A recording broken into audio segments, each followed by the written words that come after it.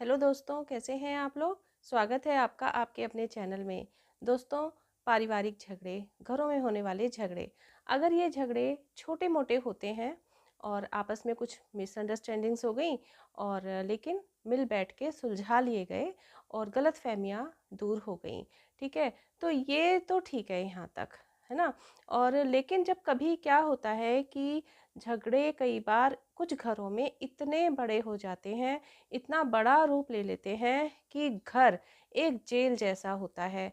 और उसके जो बेस में हम ये कह सकते हैं, झगड़ों का जो बेस होता है वो इन जनरल फिर कोई गलतफहमियां नहीं होती, बल्कि कहीं ना कहीं एक दूसरे के प्रति इंटेंशन भी होती है।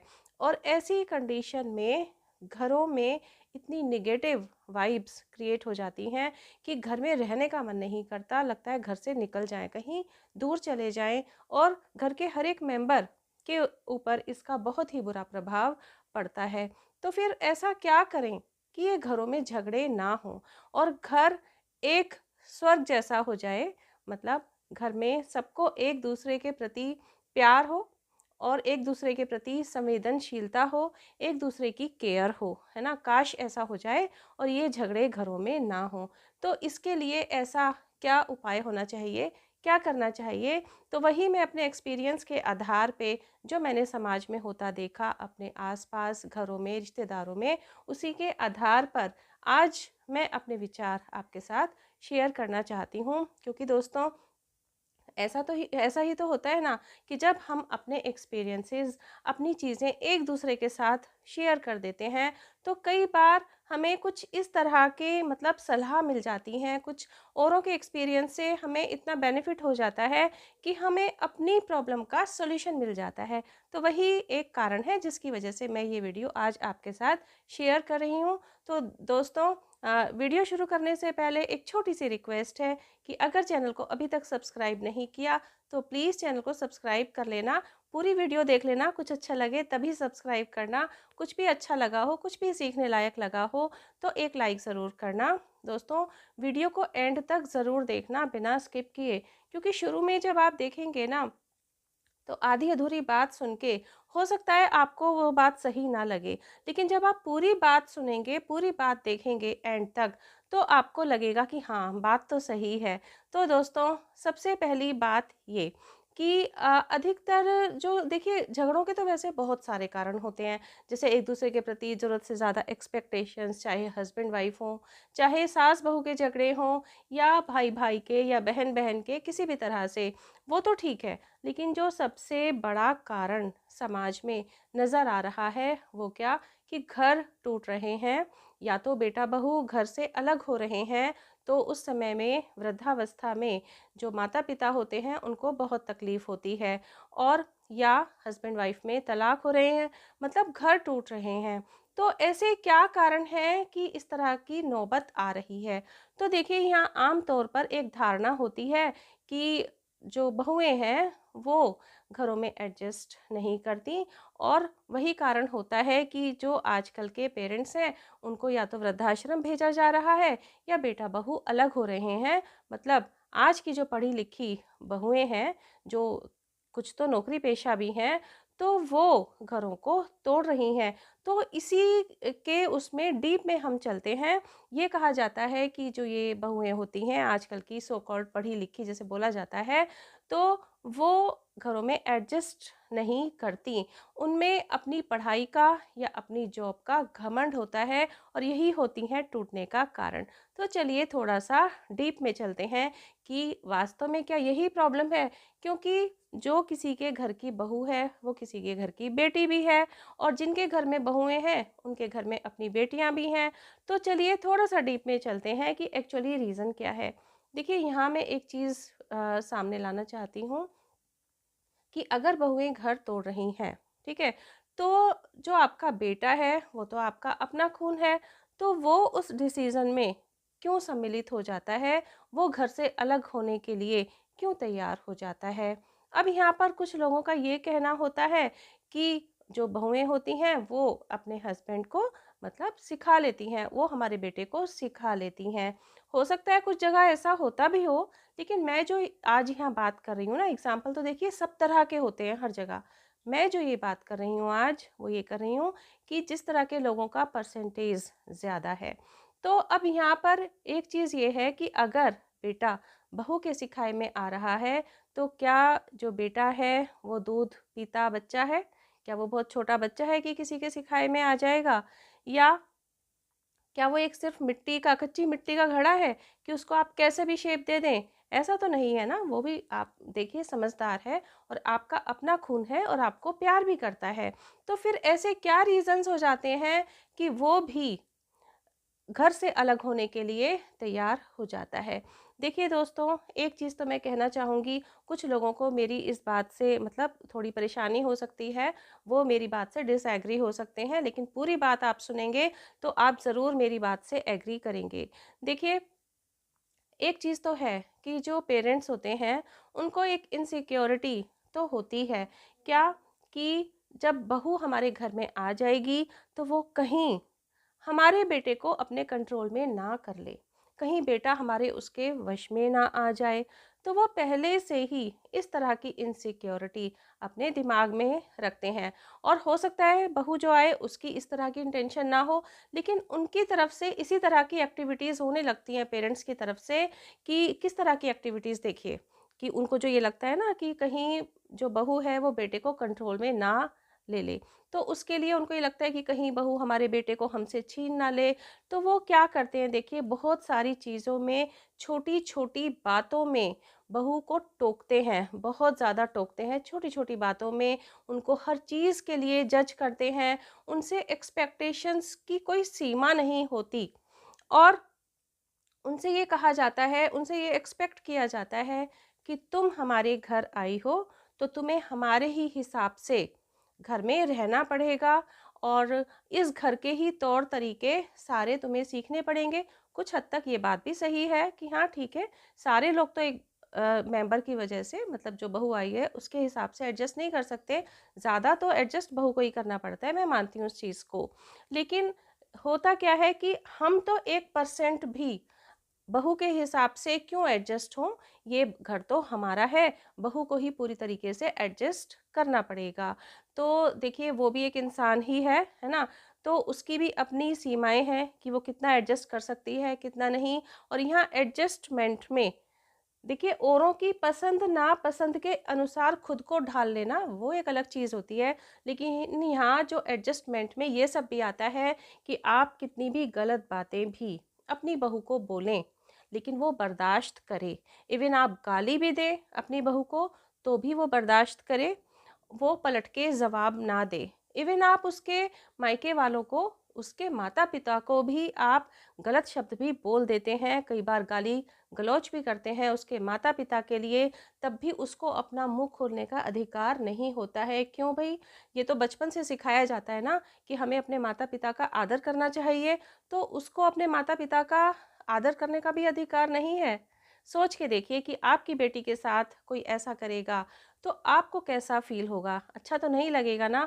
ऐसी कंडीशन में उसने अगर सही शब्दों में कुछ विरोध भी कर दिया ना आपकी बात का, तो आपको लगेगा कि बहू ने हमारा जो है, हमारी बेइज़्ज़ती कर दी, हमें जवाब देके हमारी इंसल्ट कर दी और बहू में कोई संस्कार नहीं है। और ये छोटी-सी भी बात जबकि आपके द्वारा क्रिएट की गई थी, क्योंकि आपने गलत शब्दों का यूज़ किया था, आपने जो है गाली-गलौज का इस्तेमाल किया था अपनी भाषा में। आप ही इस चीज़ के कारण थे, लेकिन पूरी रिस्पॉन्सिबिलिटी डाल दी जाती है किसके ऊपर? बहू के ऊपर, कि बहू ही इसका कारण है। उनका ये होता है कहना, पेरेंट्स का, कि आज तक हम जिस तरह से रहते आए हैं, तुमको भी उसी तरह से रहना है। जबकि देखिए, समय बदल गया है, बहुत सारी चीज़ें चेंज हो चुकी हैं, तो बहुत सारी ऐसी सुविधाएं पहले नहीं थी, है ना? जो आज सुविधाएं हैं, तो जो मदर इन लॉ होती हैं या जो फादर इन लॉ होते हैं, तो वो उन सुविधाओं का यूज़ नहीं कर पाते, क्योंकि उस समय में ऐसी फैसिलिटीज़ थी ही नहीं। जब आज वो फैसिलिटीज़ हैं, तो बहू भी तो उन फैसिलिटीज़ का यूज़ कर सकती है। बात-बात पर, छोटी-छोटी बात का तिल का पहाड़ बना लेना, खुद को हमेशा बहू के सामने बहुत सुपीरियर कंडीशन में रखना, बहू को इन्फीरियर समझना, बहू की पसंद नापसंद का तो कोई की तो कोई वैल्यू ही नहीं होती है। देखिए, यहाँ मैं एक बात फिर से कहना चाहती हूँ कि ऐसा सब घरों में नहीं होता, है ना? बहुत से घर हैं जहाँ बहुओं को बहुत प्यार से रखा जाता है और वो ये भी कहती हैं कि इतना प्यार, इतना सुख तो हमें मायके में भी नहीं मिला, जितना हमें ससुराल में मिल रहा है। तो वो अलग है, लेकिन मैं यहाँ बात कर रही हूँ उन फैमिलीज़ की जिनमें ऐसा होता है, मैं उनकी बात कर रही हूँ। देखिए, आज के ज़माने में भी ऐसे पेरेंट्स इन चीज़ों को मुद्दा बना लेते हैं कि रोटी गोल नहीं बनी, रोटी फूली नहीं। देखिए, चाहे बहू कितनी भी टैलेंटेड, कितनी भी क्वालिफ़ाइड ना हो, लेकिन अगर उसकी रोटी गोल नहीं बनी या उसकी जो कहते हैं ना कि रोटी फूली नहीं, या घर की छोटी-मोटी बातें कि सब्ज़ी या दाल कुछ उनकी पसंद की नहीं बनी, तो ये बन जाते हैं बड़े-बड़े मुद्दे। और इन चीज़ों पर इतने झगड़े होते हैं कि मतलब एक जिसे कहते हैं ना कि घर टूटने की भी नौबत आ जाती है। और जब वो बहू क्वालिफाइड होती है ना? और अगर जॉब भी कर रही है, तो वो उसकी एक एक्स्ट्रा एबिलिटी है ना, वो आपके घर को उसी हिसाब से सँवारेगी, अपने बच्चों को भी अच्छी शिक्षा देगी। तो उस चीज़ को भी उसको ताने मारे जाते हैं कि बड़ा तेरे को अपनी पढ़ाई-लिखाई का घमंड है ना? इस तरीके की बातें जब चाहे कही जाती हैं उसके मुँह पर।